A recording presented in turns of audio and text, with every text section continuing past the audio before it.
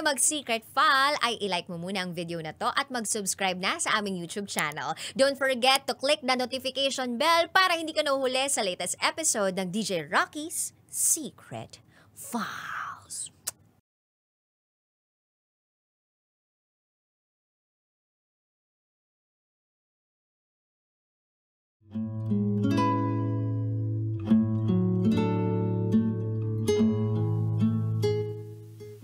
And now, it's time for DJ Rocky's Secret Files.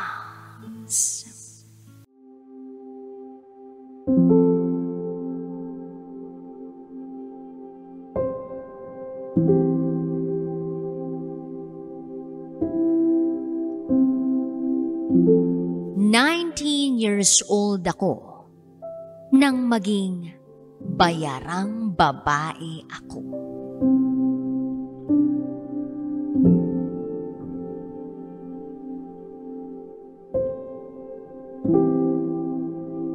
Hi DJ Rocky. Itago mo ko sa pangalang Stacy. At ito, ang aking secret file.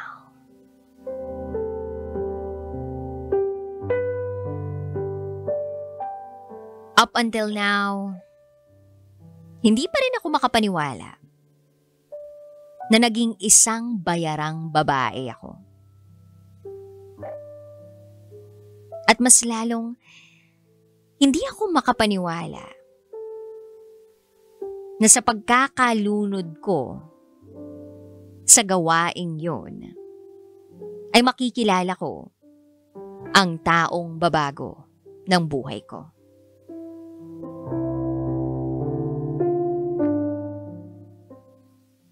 Nineteen years old ako nang magsimula akong maging bayaran. I was living a good life nung bata pa ako. Nakukuha ko yung gusto ko, kailangan ko, yung pinapangarap ko, halos lahat. Hanggang sa dumating yung araw nang kinatatakutan ko, nawalan kami ng pera. Dahil sa isang pinakamalaking pangyayari sa buhay ng pamilya namin. Pero sa susunod ko na yun ikukwento. Basta, binagsakan kami ng lupa at langit that time. The worst is, kinailangan kong huminto ng pag-aaral dahil hindi na kaya ng family ko na ma-afford ang tuition ko. Imagine, hundreds of thousands and just one sem. Sobrang bigat nun. Kaya kahit labag sa kalooban ko na huminto ng pag-aaral, tumigil ako. Hindi naman sa pagmamayabang, yung baon ko dati, 1,000 pesos per day. At dahil nga sa nangyari sa pamilya namin, hindi na namin afford yun. Ang sabi ng mom ko, maghanap daw ako ng trabaho. Para raw kahit papano, makatulong ako. Para na lang sa sarili ko. Para hindi na niya ako bigyan. Dahil nabaon ang pamilya namin sa utang. Napaisip ako noon. Paano naman ako magtatrabaho? Wala naman akong alam na trabaho. Alam ko kung paano gumawa ng gawaing bahay, pero yung magtrabaho sa isang kumpanya, parang hindi ko naman yata kaya yun. Parang hindi ko kaya na hindi ako ang may hawak ng oras ko. Lumipas ang 2 buwan, wala pa rin akong trabaho. Hiyang-hiya ako noon kay mom. Kasi alam ko namang marami siyang iniisip. Tapos dumagdag pa ako.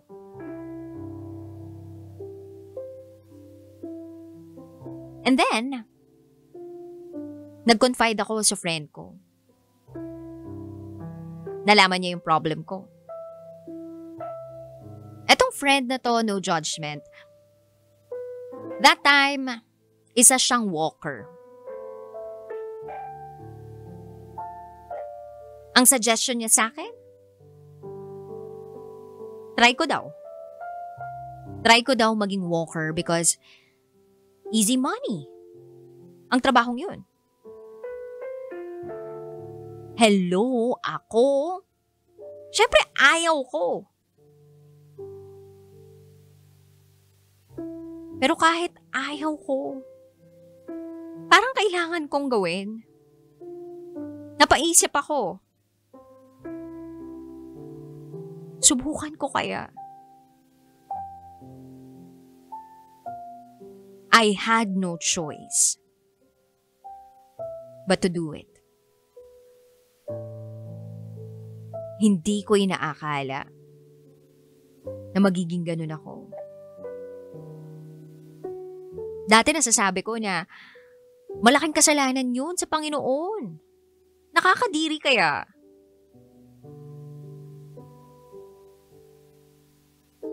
Although, ayoko namang husgahan yung mga taong yun yung gawain. Kasi may kaibigan nga akong walker eh. Pero hindi ko sila maintindihan noon. Until I became one of them. Mas lumalim yung pag-intindi ko sa kanila. So nag-start na nga ako. I had multiple clients. May mga araw na wala. Minsan, may mga clients akong umaabot pa ng linggo. Kaya kapag sa isang araw maraming clients, ginagrab ko para may panggastos ako sa mga araw na walang clients. Hindi siya madali Pero kailangan ko magpanggap na okay lang ako, na masaya lang ako, na okay lang yung ginagawa ko, na masarap silang lahat.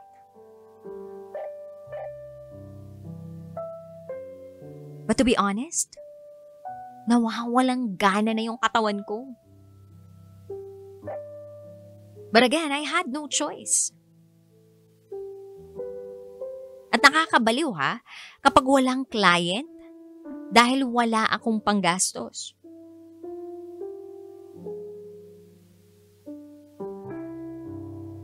Pero hindi pa rin mawawala yung pagdarasal ko. Tuwing gabi, nagdarasal ako, DJ Raking, na kahit gumagawa ako ng masama, sana'y gabayan niya pa rin ako. At mukhang di naman niya ako pinababayaan. Kasi lahat ng mga nagiging clients ko, mga mabubuti. Halos lahat ng mga kliyente ko ay mayayaman.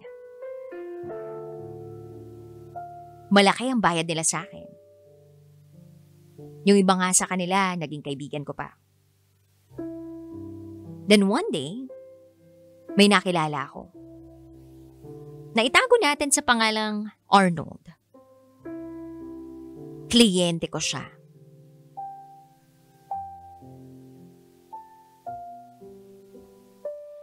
Yung itsura niya, simple lang. Mapagkakamalan mong walang pera. Pero eto na, DJ Raking. Laking gulat ko nang makita ko ang wallet ni Arnold. Aba, punong-puno ng pera ang wallet niya. Naisip ko noon, tsatsagain ko to. Kasi mayaman. He became my regular client. At parang siya na lang ang gusto kong alam mo na, hanggang sa hindi ko namamalayan, tanging siya na lang yung nakakaanuhan ko. Kasi hindi na ako nakikipag-anuhan sa iba. Gabi-gabi siya na lang yung kinikita ko. Kaya nga, madalas napapagalitan ako ng iba kong mga kaibigan. Kasi, kay Arnold na lang ako nakafocus. Sana daw, ang utupagin ko ay maganap pa ng maganap ng ibang kliyente para mas maraming pera. Pero ang sabi ko naman sa mga friends ko, binibigyan naman ako ni Arnold ng pera sa tuwing nagkikita kami. Kaya kahit papano, may panggastos ako.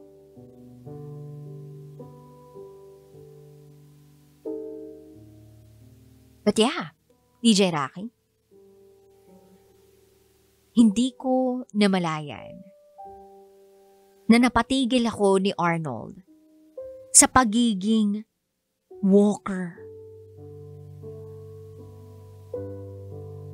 Binuhay niya ako. Nag-live-in kami. Kaya lang, hindi ako pwedeng lumabas. Strikto siya.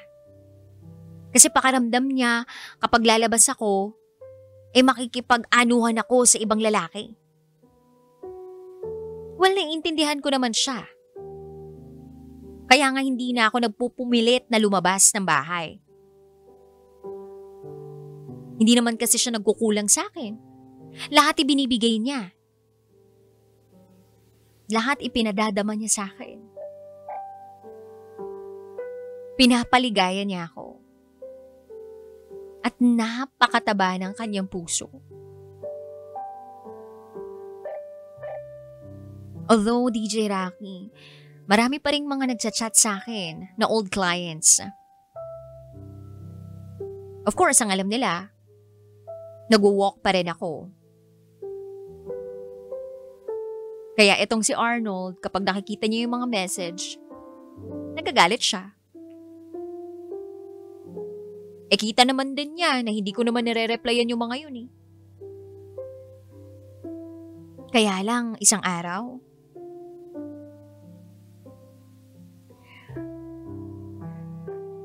tinago ko yung ibang messages. Pero tungkol naman kasi yun sa pamilya ko. Wala namang kinalaman yun sa pagiging walker ko. Nasampal niya ako. Hindi ako makapaniwala na kaya akong saktan ni Arnold. Sinabihan niya pa ako ng malandi. Iyak ako ng iyak nun. Sabi ko sa kanya, alam mo kung saan mo ako pinulot, kaya dapat naiintindihan mo. I was so mad at him. But after a few minutes, lumambot naman yung puso ko. Nagsama kami for a year. And siguro napagod siya sa akin. And tamang-tama, kinailangan kong umuwi sa hometown ko. Uuwi kasi ang lola ko. So nag-decide kami na umuwi sa respective hometowns namin. Arnold promised me na magkikita kami after a month. Nag-expect ako dun.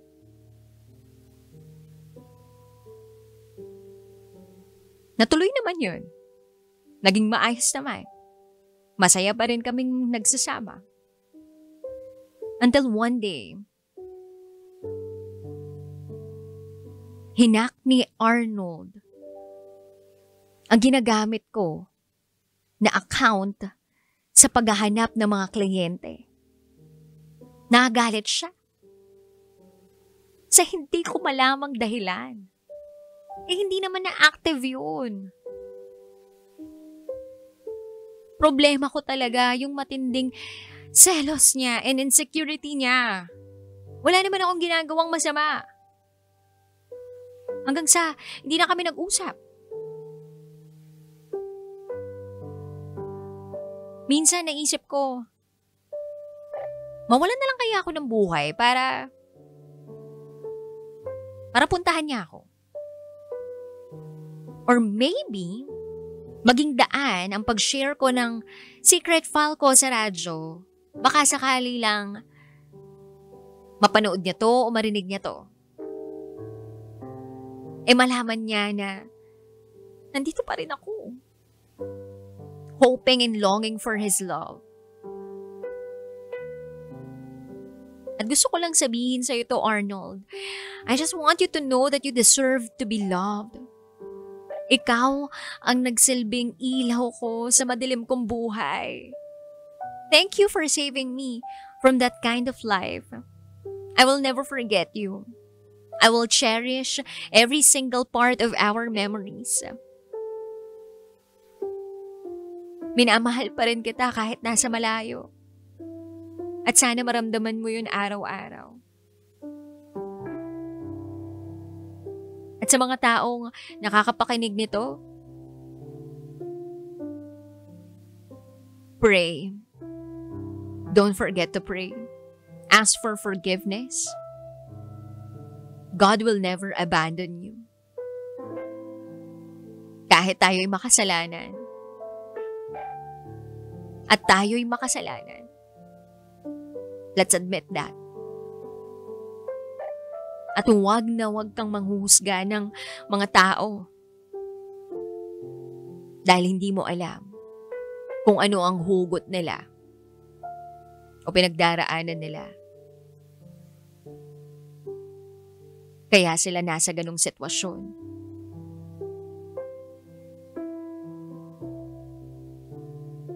Sa ngayon, DJ Rocky, I'm 21 years old. Umokay na yung family life namin. Pero alam ko na may kulang pa rin sa puso ko. At yun ay si Arnold. Ang lalaking minahal ko ng totoo. Hanggang dito na lang po. Muli, ako si Stacy. At ito, ang aking secret file.